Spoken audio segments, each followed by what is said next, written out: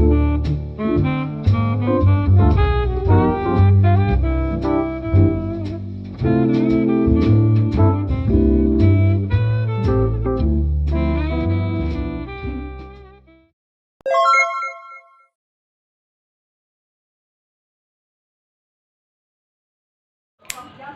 Subjek hukum. Subjek hukum atau res subjek adalah sesuatu yang menurut hukum berhak atau berlaku untuk melakukan perbuatan hukum, atau segala sesuatu yang dapat menyandang hak dan kewajiban menurut hukum. Subjek hukum dibagi menjadi dua jenis, yaitu yang pertama, ada subjek hukum manusia atau orang. Adalah setiap orang mempunyai kedudukan yang sama, yang mendukung hak dan kewajiban prinsipnya sebagai objek hukum dimulai sejak lahir hingga meninggal dunia.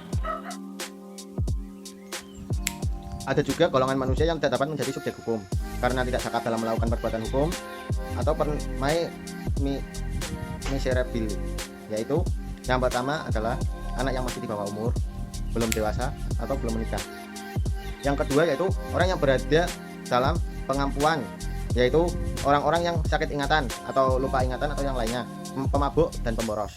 Itu termasuk golongan manusia yang tidak dapat menjadi subjek hukum. Macam subjek hukum yang kedua yaitu subjek hukum, badan hukum atau rekusan. Jadi subjek hukum badan hukum ini adalah suatu perkumpulan atau suatu lembaga yang dibentuk oleh hukum yang mereka sendiri mempunyai tujuan tertentu.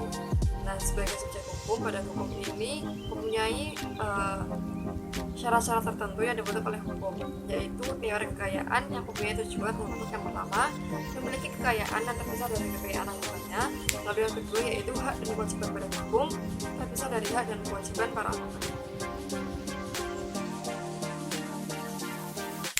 Dibagi menjadi dua macam bagian, yaitu satu, hukum privat. Badan hukum privat atau privat res person adalah badan hukum yang didirikan berdasarkan hukum sipil atau perdata yang terkait kepentingan banyak orang di dalam badan hukum itu. Dengan demikian, badan hukum privat merupakan badan hukum swasta yang didirikan orang untuk tujuan tertentu, keuntungan sosial, pendidikan, ilmu pengetahuan, dan lain-lain. Menurut hukum yang tepat, misalnya perseroan terbatas, yayasan, badan amal. Contohnya, perhimpunan, perseroan terbatas, firma, koperasi, atau yayasan. Yang kedua, badan hukum publik. Badan hukum publik atau public res person adalah badan hukum yang didirikan berdasarkan publik untuk kepentingan publik atau orang banyak atau negara umumnya. Dengan demikian, badan hukum publik merupakan badan hukum negara yang dibentuk oleh berdasarkan peraturan perundang-undangan yang dijalankan secara fungsional oleh eksekutif atau pemerintah atau badan pengurus yang diberikan tugas untuk itu, seperti Negara Republik Indonesia, pemerintah daerah tingkat 1 dan 2, Bank Indonesia, dan perusahaan negara. Untuk contohnya, provinsi, kota praja, lembaga-lembaga, dan bank-bank negara. Ada 6 teori yang digunakan sebagai syarat badan hukum untuk menjadi subjek hukum, yaitu yang pertama, teori fiksi dari C.V. Savigny. Teori ini mengatakan bahwa pada Anda yang manusia adalah orang, juga bagi hukum, bahwa yang disebut badan hukum itu sebenarnya adalah bayangan atau gambaran saja yang tidak berwujud dengan nyata. Yang kedua, ada teori kebenaran bertujuan dari Prince dan R.H. Sikama. Teori ini menyatakan bahwa badan hukum terdiri dari sesuatu yang kekayaan dan diberi tujuan-tujuan tertentu, maka hanya manusia dapat menjadi subjek hukum, tetapi juga tidak dapat disangkal adanya hak-hak yang kekayaan, sedangkan tiada sesuatu manusia pun yang menjadi pendukung hak-hak atas kekayaan itu.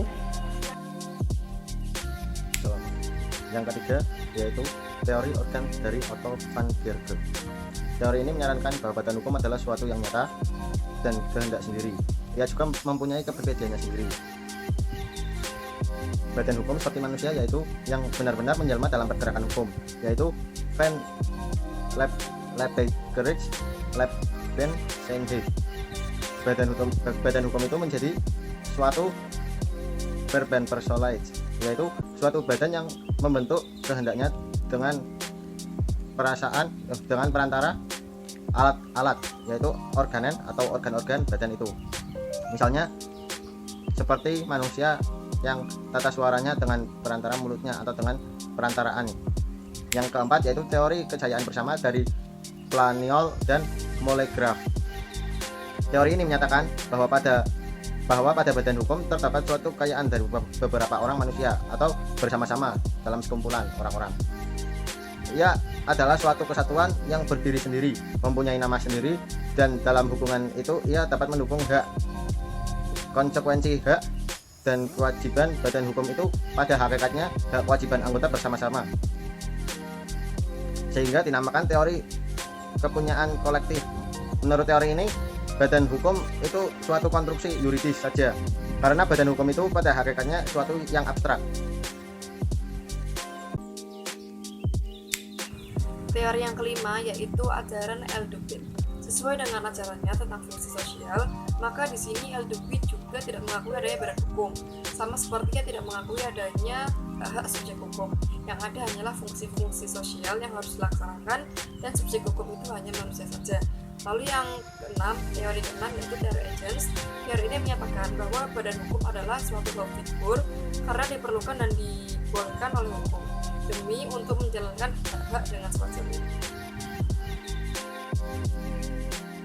Objek hukum adalah segala sesuatu yang bermanfaat bagi objek hukum dan dapat menjadi objek dalam suatu hubungan hukum. Objek hukum dapat berupa benda atau barang atau hak yang dapat dimiliki serta bernilai ekonomis. Jenis objek hukum berdasarkan pasal 503, 504 KUHP Perdata bahwa benda dapat dibagi menjadi dua, yakni benda bergerak. Pengertian benda bergerak adalah benda yang menurut sifatnya dapat bergerak sendiri atau dapat dipindahkan. Benda bergerak dapat dibedakan menjadi dua, yaitu benda bergerak karena sifatnya dan benda bergerak karena ketentuan undang-undang. Selanjutnya, benda bergerak. Pengertian benda bergerak sendiri adalah penyerahan benda tetapi dilakukan terlebih dahulu dengan penyerahan secara yuridis. Dalam hal ini menyerahkan suatu benda tidak bergerak yang dibutuhkan suatu perbuatan hukum dalam bentuk akte balik nama. Dapat dibedakan menjadi tiga. Yang pertama yaitu benda tidak bergerak karena sifatnya. Yang kedua yaitu benda tidak bergerak karena kasih. Yang terakhir atau yang ketiga yaitu benda tidak bergerak karena ketentuan UU. Yang bisa teman-teman baca, dalam makalah saya akan menerangkan sedikit. Yang pertama, benda tidak bergerak karena sifatnya atau tidak dapat berpindah dari suatu tempat ke tempat yang lain atau biasa dikenal dengan benda tetap. Yang kedua yaitu benda tidak bisa bergerak karena kasih. Tujuan pemakaiannya segala apa yang meskipun tidak sungguh-sungguh digabungkan dengan tanah atau bangunan untuk mengikuti tanah atau bangunan itu untuk waktu yang agak lama. Contoh, mesin-mesin dalam suatu pabrik itu sering juga disebut dengan benda tidak bergerak karena kasih. Yang terakhir yaitu benda tidak bergerak karena ketentuan UU, yaitu segala hak atau penagihan yang mengenai suatu hak yang tidak bergerak. Contoh, kapal dengan bobot 20 meter kubik pasal 314 KUH Perdata, meskipun menurut sifatnya dapat dipindahkan. Membedakan benda bergerak dan tidak bergerak itu sangat penting karena berhubungan dengan empat hal. Yang pertama yaitu kepemilikan, yang kedua penyerahan, yang ketiga kadaluarsa, dan yang terakhir yaitu pembebanan. Yang pertama yaitu pemilikan. Pemilikan atau benzit yakni dalam benda bergerak yang adil. Asas yang foto dalam pasal 1977 KUH Perdata yaitu benziter dari barang bergerak adalah pemilik atau edinar dari barang tersebut. Sedangkan untuk barang yang tidak bergerak tidak demikian. Lalu yang kedua yaitu penyerahan.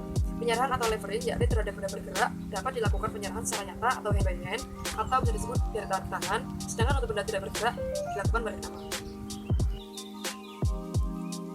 Daluarsa atau farjaring yakni untuk benda-benda bergerak tidak mengenal daluarsa. Sebab di sini sama dengan pemilikan atau gendong atas benda bergerak tersebut, sedangkan untuk benda-benda tidak bergerak mengenal adanya daluarsa. 4. Pembebanan atau bestowering yakni terhadap benda bergerak dilakukan pen atau gadai atau fidusia. Sedangkan untuk benda tidak bergerak dengan hipotek adalah hak tanggungan untuk tanah serta benda-benda selain tanah digunakan fidusia.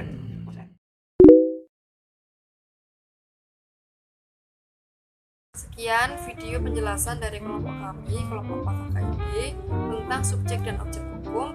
Kurang lebihnya mohon maaf apabila terdapat kesalahan. Wabillahi taufiq wal hidayah. Wassalamualaikum warahmatullahi wabarakatuh.